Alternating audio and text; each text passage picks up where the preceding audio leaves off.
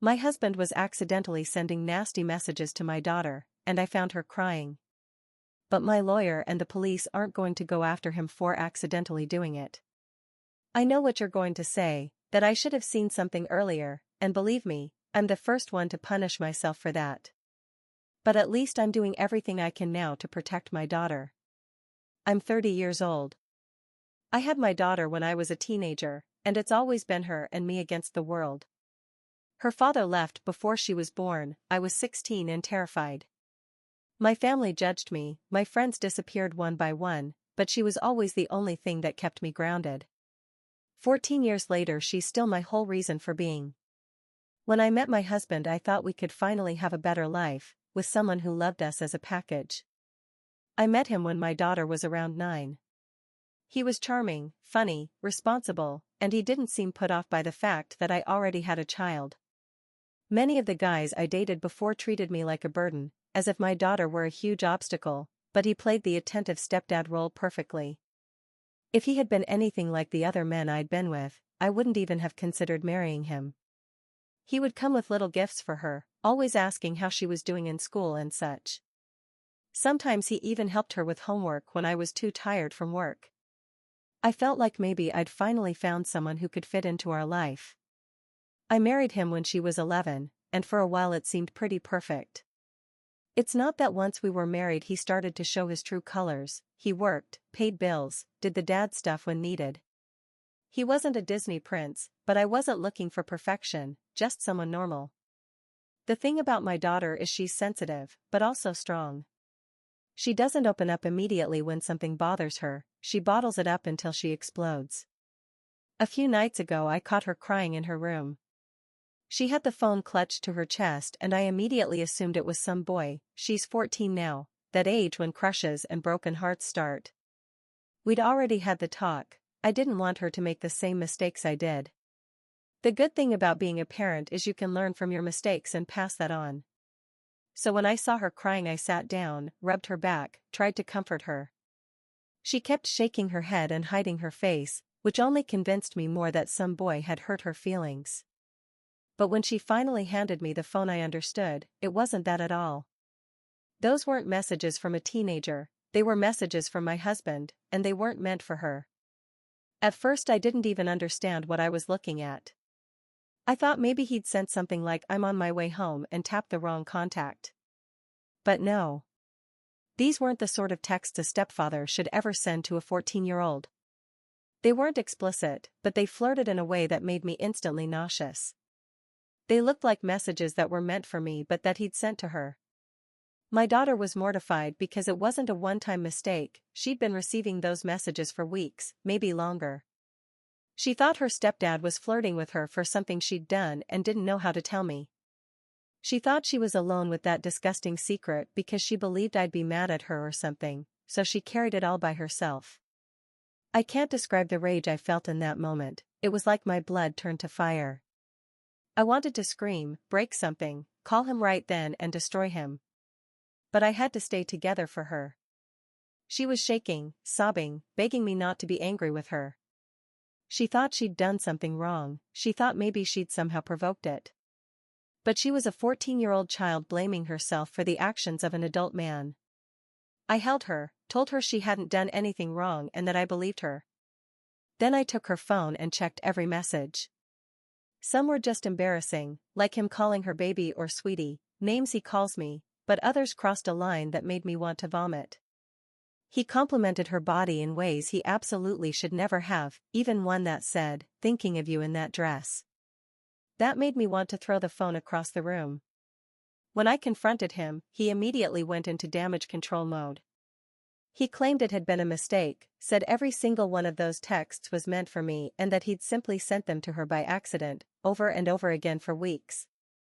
Somehow, in his version, it was all a big misunderstanding. He even tried to tell me to check my phone because he'd sent the real ones to me too, as if that somehow excused my 14-year-old receiving messages from her stepfather that made her cry herself to sleep. I don't buy it for a second.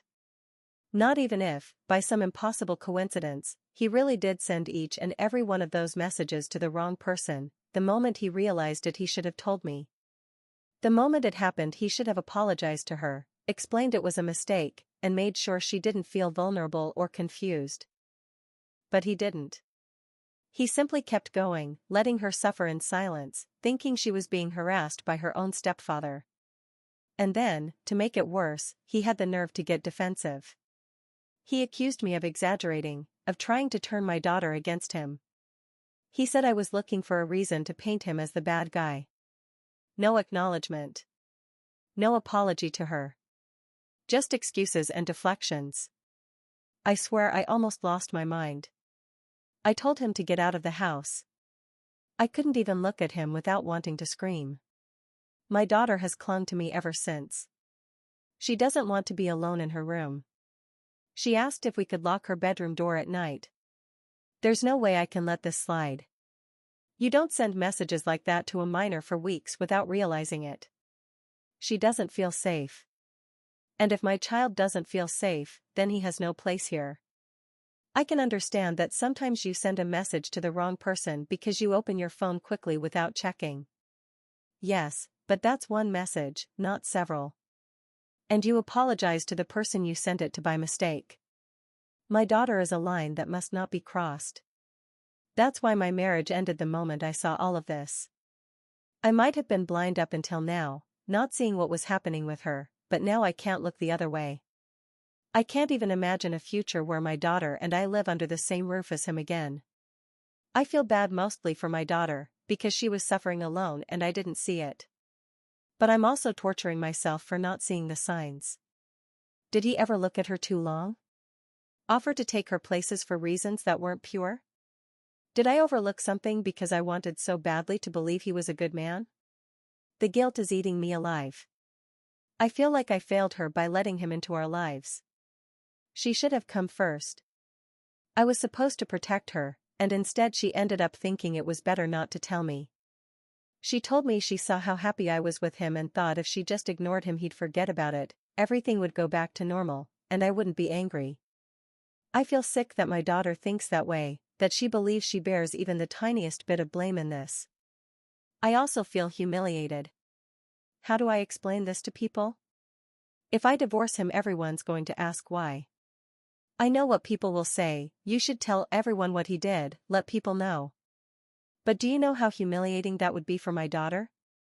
She's a child. I don't want her caught in the middle of all this. I can't punish the victim just to get revenge on the perpetrator. Now he won't stop texting me trying to apologize. He insists it wasn't what it looked like. He begs me not to throw our marriage away over a misunderstanding. He says I'm being dramatic, that I should calm down and think things through, that I'm hurting everyone by exaggerating this. And the only thing I can think is, how dare you?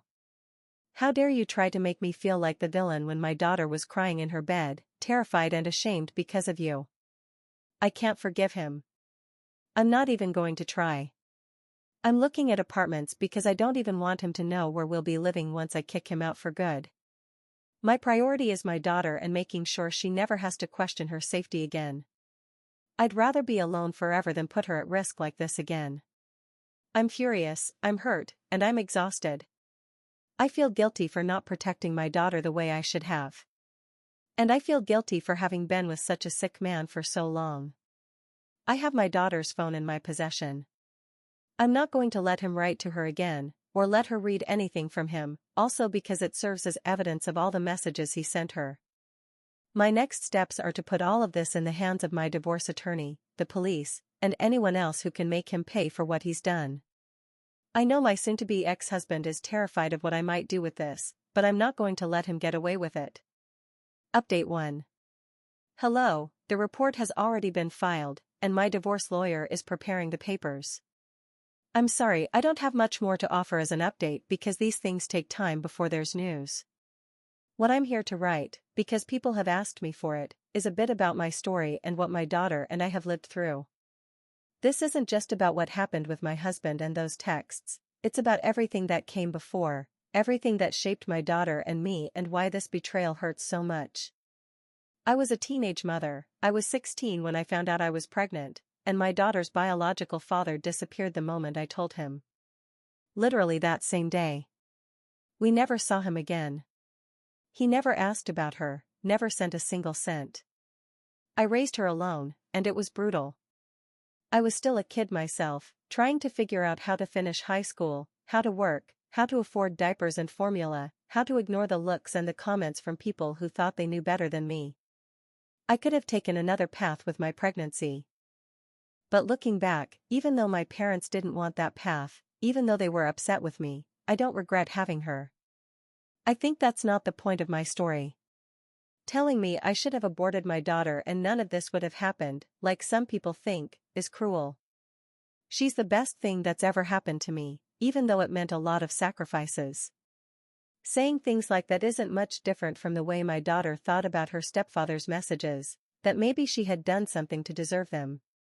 Having her, or not, is not a valid reason to say she deserved what happened. Being pro-choice doesn't give you the right to say those things. But back to my story. I lost almost all of my friends then, because nobody wanted to hang around the girl with a baby. I went from being a normal teenager to being a mom overnight, and there was no safety net. But I did it. I figured it out step by step. My parents didn't agree with abortion, but they also didn't agree with keeping me at home. They thought I should give her up for adoption when she was born. But I wasn't going to carry her for 9 months only to hand her to strangers. So I left home. I had to work while finding all the help I could get, maybe a neighbor who could watch her so I could attend night school and finish high school. It took time. I remember that period because it was so hard, both emotionally and physically exhausting.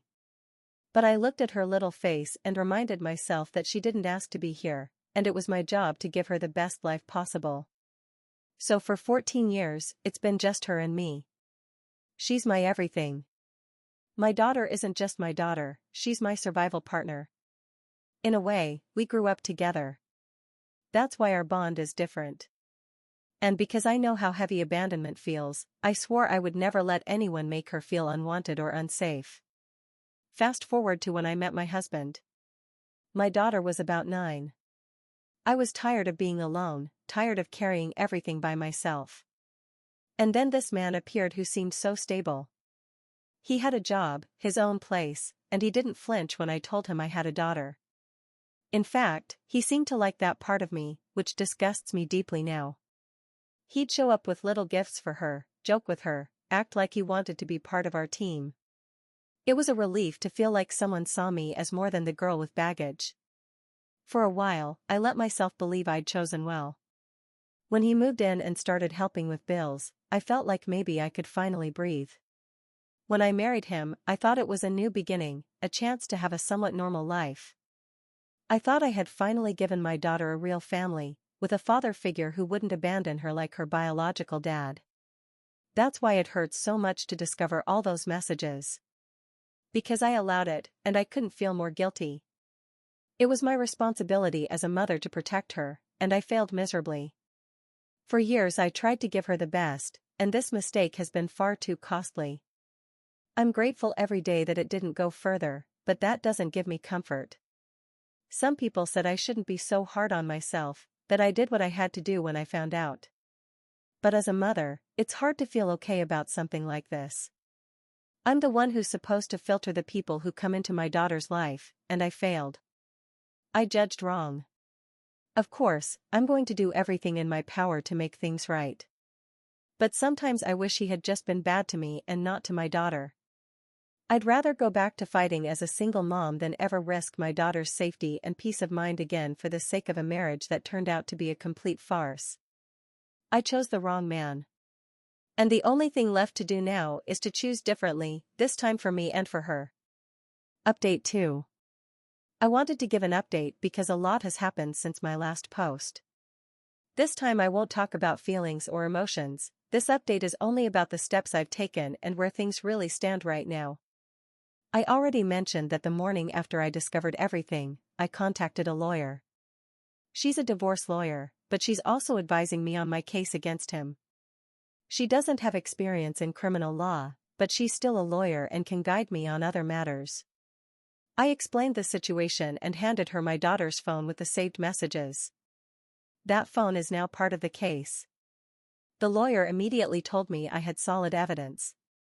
The pattern of messages, the language used, how long it went on, and the fact that my daughter is 14, it all paints a very clear picture. Even if he tries to argue that the texts were accidental, the repeated nature of it destroys that defense. No judge or jury is going to believe someone accidentally sends that many inappropriate messages to a minor. The lawyer immediately suggested moving on two fronts, divorce and criminal. On the divorce side, we filed right away for dissolution of marriage due to misconduct. The texts make it clear this isn't a normal case of irreconcilable differences. My lawyer also filed for an emergency protective order so he can't come near me or my daughter. We got that fairly quickly given the nature of the case and the evidence against him. He can't come near the house, my job, or my daughter's school. The locks are changed and my daughter and I are safe here. The dissolution of marriage also included a property division in my favor, citing his misconduct. My lawyer explained that in cases like this, especially when children are involved and the misconduct is directed at them, judges lean strongly toward protecting the child and sanctioning the offending spouse. I'm sure he won't walk away with much. On the criminal side, my lawyer coordinated with the police. A formal complaint has been filed. The phone was turned over to authorities so forensic experts can verify the messages, metadata, and confirm there was no tampering. They're also obtaining his phone records to back it up. Right now the case is being investigated under charges of inappropriate communications with a minor and grooming. My lawyer also mentioned that the P word isn't usually the charge itself, but the conduct falls under categories like solicitation, grooming, and attempted exploitation of a minor. Based on the evidence, she's confident the charges will go forward. The police interviewed my daughter with a child advocate present. It was done in a safe setting, and I wasn't in the room so she could speak freely. From what I was told afterward, she was able to explain how she received the messages, how long it had been going on, and how they made her feel. That testimony is now part of the criminal case. My lawyer said she was incredibly brave. Meanwhile, my husband has already been served with the divorce papers and the protective order. According to my lawyer, he was caught off guard and tried to downplay everything at first. Now he has one lawyer for his criminal defense and another for the divorce. But from what I hear, his side doesn't have much to work with. The only thing they can try is to claim mistake or accident, which, as I've already said, doesn't hold up when the evidence shows weeks of this behavior. Because of the protective order, he can't contact me or my daughter directly. All communication goes through lawyers. That part has been a relief, because it means no more manipulative messages or attempts to guilt me into taking him back. My lawyer said that if he even tries to contact us outside of legal channels, he risks being arrested immediately. We're also preparing for the financial side. My lawyer advised me to open a new bank account in my name only, which I've already done. She told me to document all shared assets, income, and properties. We've already requested exclusive temporary control over the marital home. If the judge grants it, he won't be able to force a sale or interfere while the divorce is ongoing. Given that the misconduct involved my daughter, my lawyer believes the court will grant me full control without hesitation. As for custody, there's nothing to fight over, because he isn't her biological father. That simplifies things. He has no legal rights over her, so there's no risk of him getting visitation. That was one of my biggest concerns, but my lawyer reassured me. He has no claim. The only issues left to resolve are property and finances. The criminal case will probably move more slowly than the dissolution of marriage, but it's already in motion. The prosecutor's office has been notified, and according to my lawyer, charges should be formally filed in the next few weeks once the forensic analysis of the phone is complete. She said the prosecution usually doesn't drag these cases out because of the impact on the minor, so it should move faster than other criminal proceedings. At this point, the likely outcome is that he'll face charges for electronic communications with intent to exploit a minor, possibly grooming, and possibly solicitation in attempt. My lawyer explained that the specific charges vary depending on state code, but they're all felonies. If he's convicted, he'll be registered as an offender for life. That will follow him everywhere: work, housing, reputation. His entire future will be defined by that record. As for the divorce timeline, we have a temporary hearing scheduled in a week, where the judge will decide on the immediate division of assets and the continuation of the protective order. After that, the full divorce process will continue. My lawyer said it could take several months to finalize everything, but she's confident we'll come out on top, because the evidence is very strongly in our favor. Update 3. This will be long, but I know a lot of people have been following and I don't want to leave you hanging. These months have been a whirlwind, but here's my update. Legally, everything is over. My daughter and I moved, we're safe, and the dissolution of marriage is finalized. The court ruled firmly in my favor. At first, he fought for some assets, but the judge didn't waste any time siding with him. The texts and the protective order made it crystal clear who was at fault.